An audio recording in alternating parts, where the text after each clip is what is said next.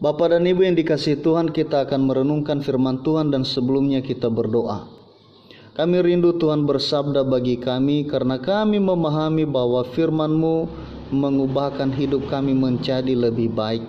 Bersabdalah bagi kami ya Tuhan, kami sudah siap untuk mendengarkannya. Amin.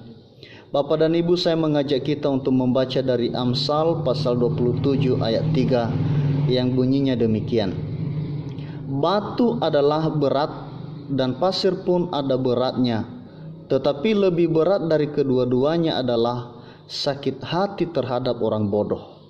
Sejauh demikian pembacaan firman Tuhan, saya menyapa Bapak dan Ibu semuanya. Shalom. Bapak dan Ibu, tema kita kali ini adalah jangan biarkan kepahitan menguras kekuatan. Saudara, mungkin Anda pernah dikhianati atau diremehkan atau disakiti oleh orang lain.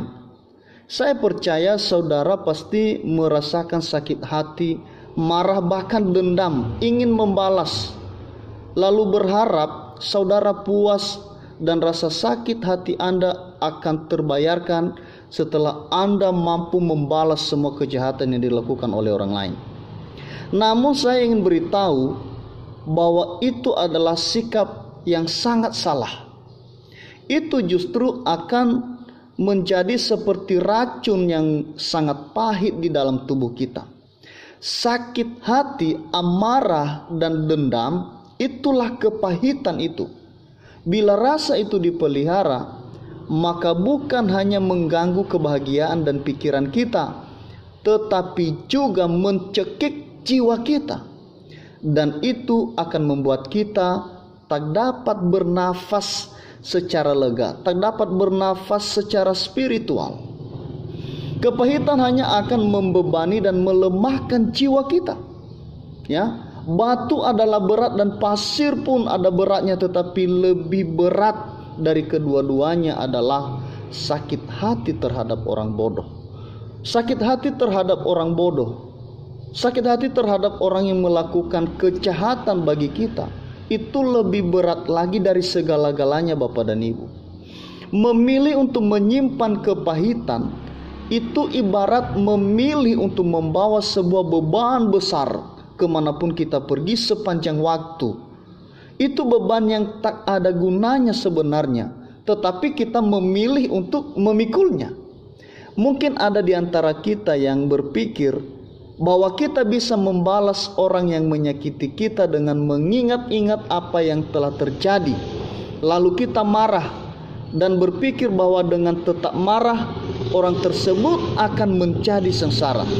Akan tetapi Bapak dan Ibu, kepahitan adalah senjata yang sia-sia saja. Itu sama sekali tidak menyakiti orang yang ingin kita balas. Itu hanya akan membuat kita semakin sengsara dan semakin terpuruk. Besar kemungkinan pun orang yang menyakiti kita tidak tahu bahwa kita sedang memikirkan mereka sepanjang waktu.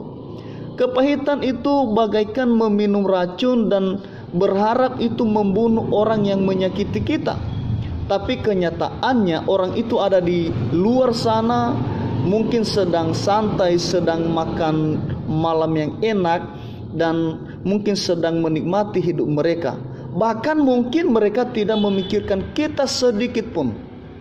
Mereka dengan nyaman melanjutkan kehidupan mereka, tetapi kita hanya membuang-buang waktu jika terus mencoba menggunakan kepahitan sebagai senjata. Kita hanya akan melukai diri kita sendiri. Nah, saudara-saudara, bila Anda telah lama disakiti oleh seseorang, maka Anda harus sabar. Lupakan semuanya dan jalani hidupmu dengan nyaman. Ingat, mereka tidak dapat menyakiti Anda lagi.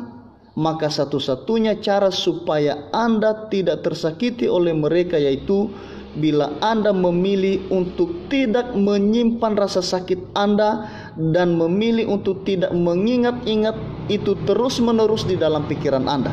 Pastikan itu. Ya, Alkitab berkata di dalam Ayub pasal 18 ayat 4, engkau yang menerkam dirimu sendiri dalam kemarahan, demi kepentinganmu bumi harus menjadi sunyi dan gunung batu bergeser dari tempatnya. Nah, Bapak dan Ibu, Anda tidak perlu terluka lagi. Lepaskan rasa sakit dan luka Anda. Serahkan, ceritakan semuanya itu kepada Tuhan yang adalah hakim yang adil bagi kita. Ketika Anda melakukannya, Anda akan menghirup udara segar kebebasan dan Anda mampu bergerak maju dengan hidup yang penuh dengan tujuan. Nah, sahabat, apakah selama ini kepahitan selalu berlanjut di dalam hidup Anda? Coba pikirkan itu. Jika demikian, apa yang harus Anda lakukan untuk memutus siklus itu? Ingat, hidupmu berharga, Tuhan ingin memberkatimu. Saat ini juga tinggalkan beban itu dan jalani hidupmu dengan bebas. Tuhan akan menyertai dan menolongmu menjalani hidup, menjalani hari demi hari dengan penuh sukacita. Demikianlah firman Tuhan. Tuhan Yesus memberkati. Shalom.